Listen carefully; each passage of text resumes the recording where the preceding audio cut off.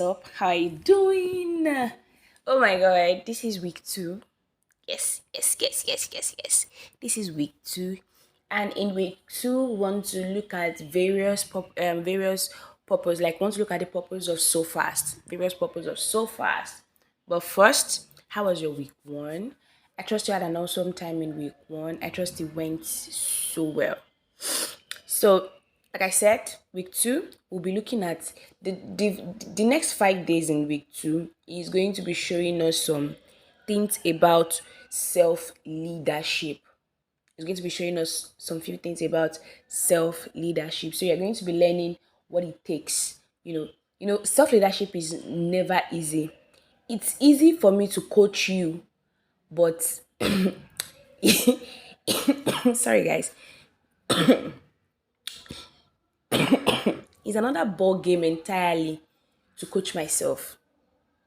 I remember it was Maxwell that John C. Maxwell that said it, that coaching you is not an issue, but coaching me is the main lesson. Do you get? So self leadership is a whole lot. Is a whole lot. It takes a whole lot. I will be looking at the various things about self leadership this week. And to start with, the first one we are looking at, which is day six, is connecting. The beautiful thing about connecting is for something to connect, it takes two or more to connect. Just one person cannot actually connect. Even if you are saying you want to connect with yourself, it has to take you wanting to attach something to yourself to say you want to connect. So, for example, what we are looking at today is connecting. I want to look at the purpose of fasting is to help reconnect us to God. Help reconnect us to God. Help take our path back to God. I'm going to encourage you to actually read the whole to read the book. To read the book exactly. Yeah. And two things that stood out for me in this particular place is one, he said that investing in you is worth it. If I were you, I'm going to write that. I'm going to like put it on a shirt. I feel like it's something I can do. I'll put it on a shirt, I'll put it on something. Yeah, investing in you is worth it. Investing in yourself, your spirit, your soul, your body. So I believe strongly in something, which is something I do for myself, which is that I do one activity around these three things every day as a way of investing into myself. So I do an activity of spirit, which is I pray in the spirit, I pray in tongues. For my soul, one of the things that I do is I listen to, for example, this particular so fast is one of the things I invest in my soul. For my body, you make sure you eat good food, even though I'm not I'm not like the perfect example in that sense, because my feeding this thing has just dismantled recently. But you get what I'm saying, right? So investing in yourself is worth it. In your spirit, in your soul, in your body, it is worth it. And fasting is an ancient practice. It's not like fasting is not something that we are just getting to know. No. Fasting has always been an ancient practice. And we have people in the Bible who have results with fasting. People who fasted and they have results. Do you get? So I believe strongly that fasting is a result proven strategy that can be used to increase one's capacity, with God.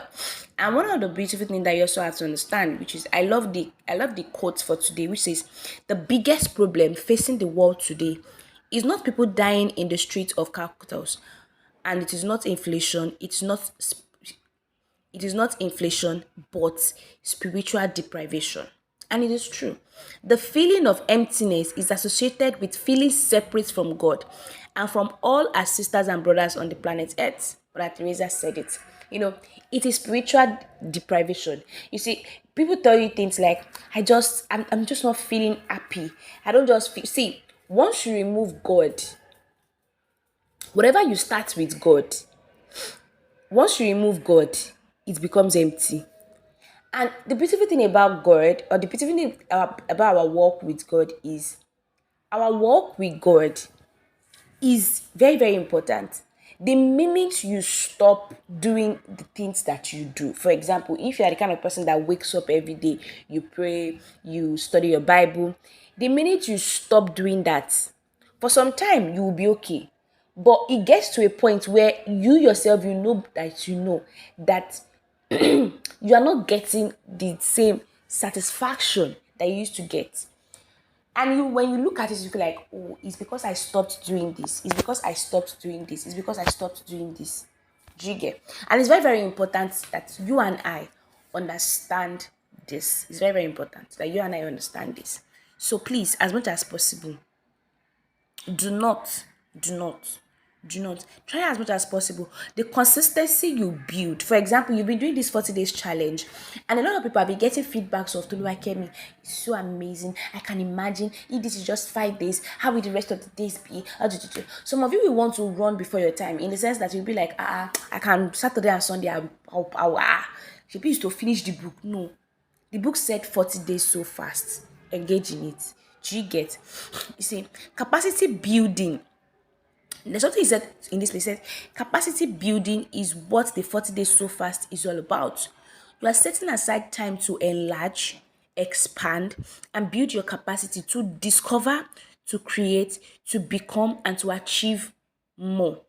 As you put the first week of the behind you, I commend you on the commitment to become more self-aware, to continue learning and discovering who God created you to be. The courage you have exhibited in uncovering and facing what may have hard truth, and the patience with which you are pursuing it all. See, there's something I read yesterday on somebody's status said yesterday's success is mediocre. Is mediocrity to today's success. Like you always have to take every day as a fresh start. See, I'm telling you this, I'm also telling myself. You have to take every day fresh start. Fresh start. You have to understand that every day is you have to understand every day is a fresh shift. Is a fresh sheet. Don't try to say, oh, yesterday was amazing, so today I will relax. No. Don't fall victim of that. God is helping you and I. But please, let's build a culture around ourselves that do not let us fall victim of that. I hope you understand. All right, so the characteristics for the day is capacity.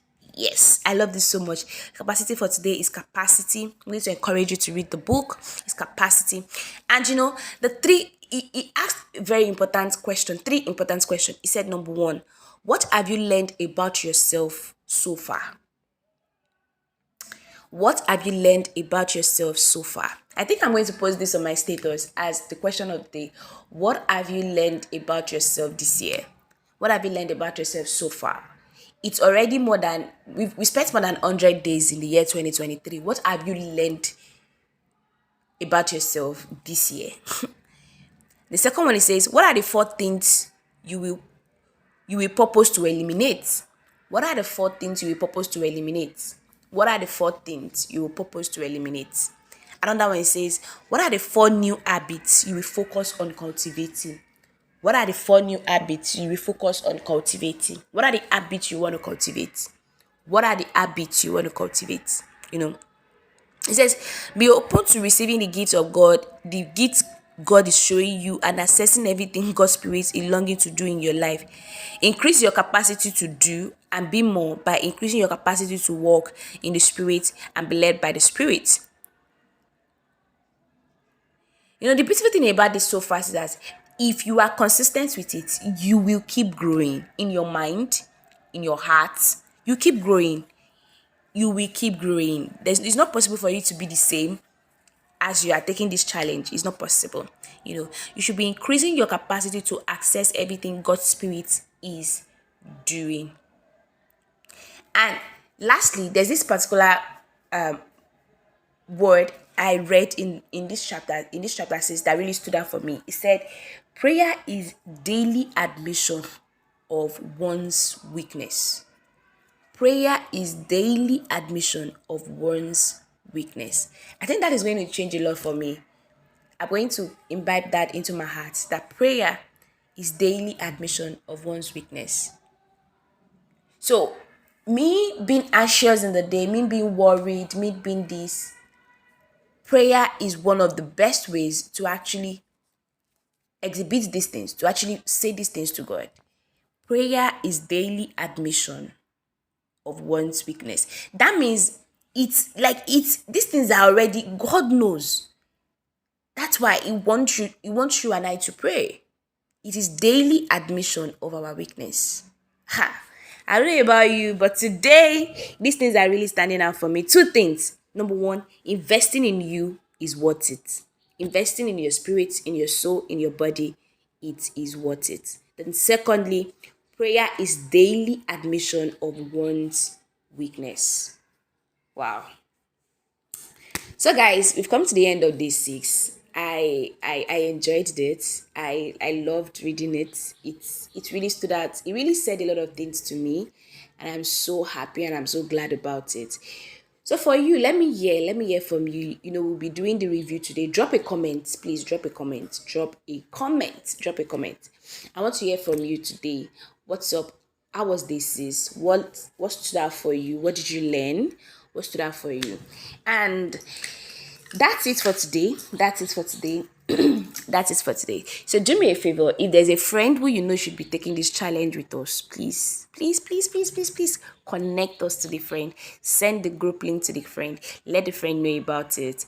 It's amazing. Or what do you think? It is amazing. It is amazing. All right, guys. Till I come your way next time, which is day 7, and which is tomorrow. Thank you so much for tuning in. Thank you so much for listening. And yeah, have an amazing day. Have an amazing day. Have an amazing day. So I come your way next time. My name is the Global Toluwakemi. Bye bye.